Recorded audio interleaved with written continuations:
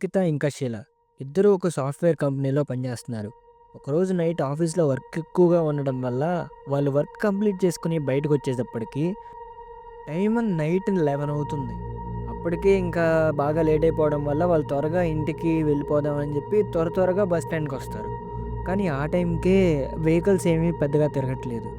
ఇంకా బస్ స్టాండ్‌లో నుంచొని బస్ కోసం వెయిట్ చేస్తూ ఉంటారు. అప్పుడే నిఖిత ఇలా అంటుంది. మనం అసలు ఇంత లేట్ చేసి ఉండాల్సింది కాదు. ఇప్పుడు చూడు అసలు ఎలాంటి వెహికల్స్ కూడా ఎళ్ళట్లేదు. ఈరోజు మనం ఇంటికెళ్తామా సేఫ్‌గా అనంటుంది.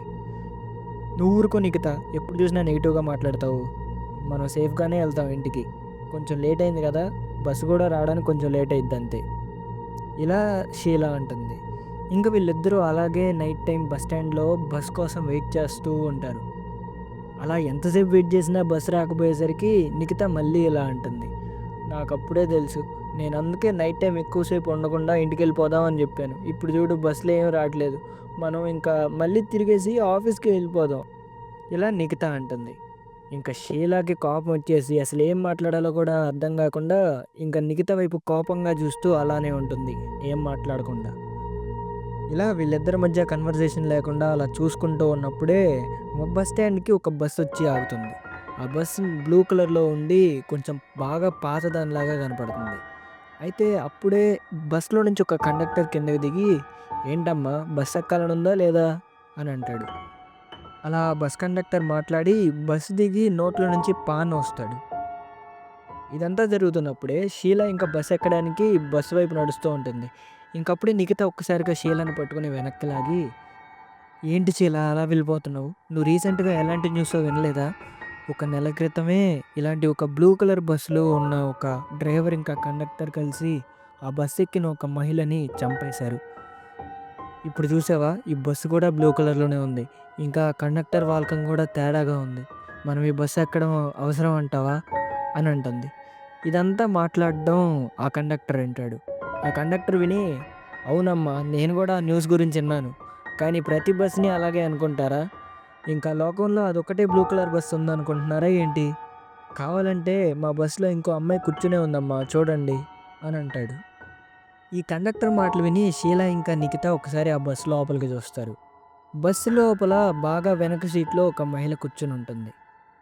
ఇంక నిఖిత మాటలనేం పట్టించుకోకుండా షీల ఇంక నిఖితాని కూడా లాక్కొని తీసుకెళ్ళి ఆ బస్సులో కూర్చోబెడుతుంది. అలా మెల్లగా ఆ బస్ స్టార్ట్ అవుతుంది. నిఖిత అయితే బాగా టెన్షన్ పడుతూ ఉంటుంది. కానీ షీల మాత్రం ఏం టెన్షన్ పడకుండా కళ్ళు మూసుకొని నిద్రపోతూ ఉంటుంది. అలా ఆ బస్సు మెల్లగా ఒక అడవిలోకి వెళ్తుంది. అడవి లోపల చాలా చీకటిగా ఉంటుంది. దారి గూడా సరిగ్గా కనపడకుండా అటు ఇటు నుంచి వేరే వేరే వింత వింత శబ్దాలు వినపడుతూ ఉంటాయి. అలా ఆ బస్సు దట్టమైన అడవిలో నుంచి వెళ్తూ ఉంటే, ఒక చోట నుంచి వెళ్ళేటప్పుడు ఆ బస్సు కొంచెం స్లోగా వెళ్తుంది. అలా ఆ బస్సు స్లో అవ్వగానే ఆ చెట్లలో నుంచి ఒక నల్లటి పిల్లి ఎర్రటి కళ్ళతో ఉండి చాలా భయంకరంగా ఉంటుంది. ఆ పిల్లి ఒక్కసారిగా ఎగిరి వచ్చి నిఖిత ఒళ్ళో పడుతుంది. ఆ ఒళ్ళోనే కూర్చొని అది గట్టి గట్టిగా అరుస్తూ ఉంటుంది. ఇంకా నిఖిత కూడా ఆ పిల్లిని చూసి గట్టి గట్టిగా అరవడం మొదలుపెడుతుంది. ఇంకా నిఖిత అరిచే అరుపులకి షీల నిద్రలేగుస్తుంది.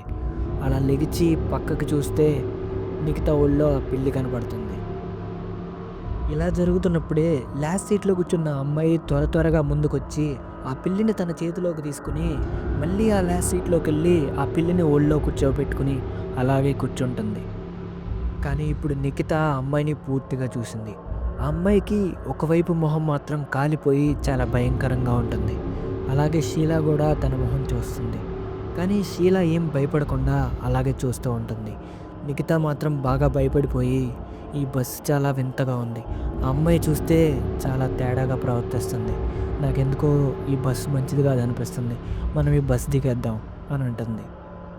అప్పుడే షీల ఇలా అంటుంది. "నువ్వెప్పుడు ఇలాగే నెగెటివ్‌గా ఆలోచిస్తూ ఉండు. ఈరోజు మనం ఇంటికి కూడా ఎళ్ళం. ఈ అడవిలో దిగేద్దాం అంటావా? ఎలాంటి ఐడియాస్ ఇస్తున్నావు నాకు?" అని కోపంగా నిఖిత మీద అరుస్తుంది. ఇంకా నిఖిత ఏం మాట్లాడకుండా సైలెంట్ అయిపోతుంది. షీల మళ్ళీ కళ్ళు మూసుకొని నిద్రపోతుంది. ఇంకా బస్సు అలా వెళ్తూ ఉంటే ముందు మంచు బాగా పట్టడం వల్ల అసలు దారి కనబడకుండా ఉంటుంది. అయితే అయినా కూడా ఆ బస్ డ్రైవర్ మాత్రం స్పీడ్ తగ్గించకుండా ఇంకా బాగా స్పీడ్‌గా ఆ బస్సుని నడుపుతూ ఉంటాడు. కానీ ముందొచ్చే దారి కనపడకుండా అంత స్పీడ్‌గా వెళ్ళడం వల్ల నిఖితాకి చాలా భయంగా ఉంటుంది. షీలాకి చెప్దామంటే మళ్ళీ తనెక్కడ అరుస్తుందో అని చెప్పి ఏం మాట్లాడకుండా నిఖిత అలాగే కూర్చుంటుంది. ఆ బస్ డ్రైవర్ మాత్రం స్పీడ్ తగ్గించకుండా బాగా స్పీడ్‌గా వెళ్తూ ఉంటాడు. తనకి భయమేసి తను కూడా కళ్ళు మూసుకుంటుంది. ఈ లోపలే ఒక్కసారిగా స్పీడ్‌గా వెళ్తున్న ఆ బస్‌ని బ్రేకేసి ఆపేస్తారు. అలా సడన్‌గా బ్రేక్ ఏయడం వల్ల నిఖిత ఇంకా షీలా ఇద్దరూ ఒక్కసారిగా కళ్ళు తెరుస్తారు. అలా కళ్ళు తెరిచి చూస్తున్నప్పుడే దూరంగా ఒక వ్యక్తి నుంచొని ఉంటాడు ఆ బస్సుకి ఎదురుగా. ఆ వ్యక్తి చూడ్డానికి చాలా భయంకరంగా ఉంటాడు. తలకి ఏదో నల్లటి గుడ్డ కట్టుకుని చూడ్డానికి చాలా వింతగా ఉంటాడు.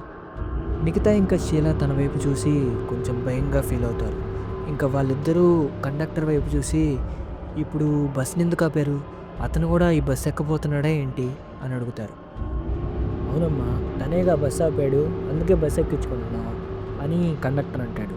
అయితే నిఖిత ఇంకా షీల ఇద్దరు, "అతను చూస్తుంటే చాలా వింతగా భయంకరంగా ఉన్నాడు.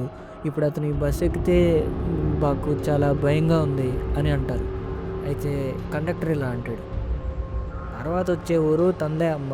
తను రోజు ఈ అడవిలో నుంచే బస్ ఎక్కుతూ ఉంటాడు. రోజు వస్తాడు కాబట్టి మేము ఎక్కించుకుంటాం. మీకేం భయం లేదు. మీకు అంత భయంగా ఉందంటే తనని బస్ ఎక్కాక డ్రైవర్ పక్కనే కూర్చోబెడతాను" అని అంటాడు. ఇంకా వీళ్ళిద్దరూ కూడా చేసేదేం లేక సరే అంటారు. ఇంకా తను వచ్చి ఆ బస్సులో డ్రైవర్ పక్కనున్న ఒక సీట్‌లో కూర్చుంటాడు. ఇంకా తను ఎక్కిన తర్వాత బస్సు కొంచెం దూరం వెళ్ళాక వాళ్ళు ఒక బాగా చీకటిగా ఉన్న ఒక చోటకిది ఆ బస్‌ని తీసుకెళ్ళి సడెన్‌గా ఆపుతారు.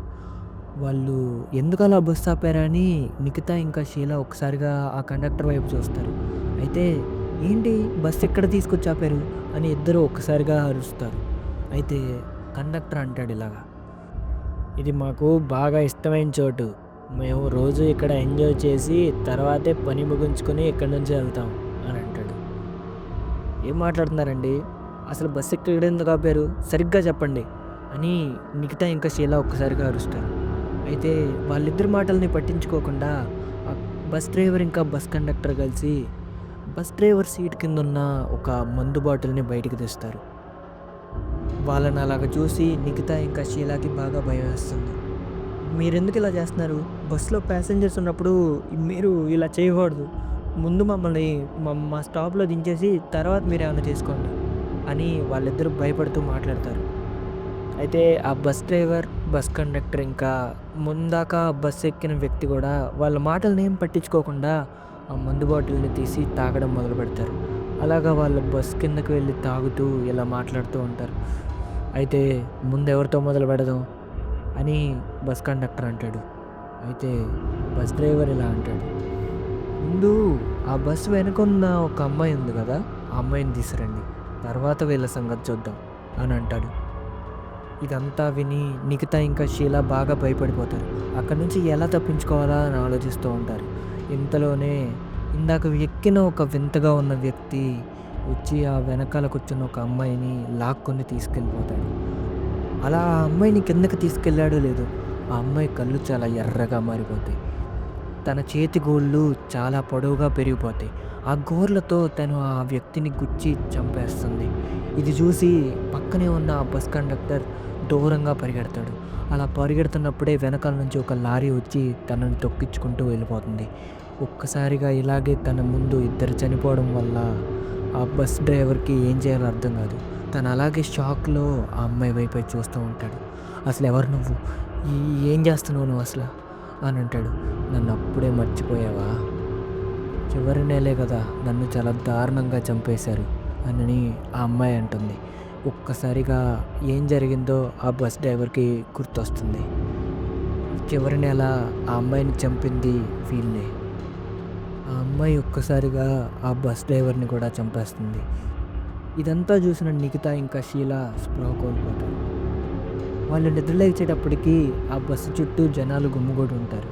వాళ్ళందరూ నిఖిత ఇంకా షీల వైపే చూస్తూ ఉంటారు.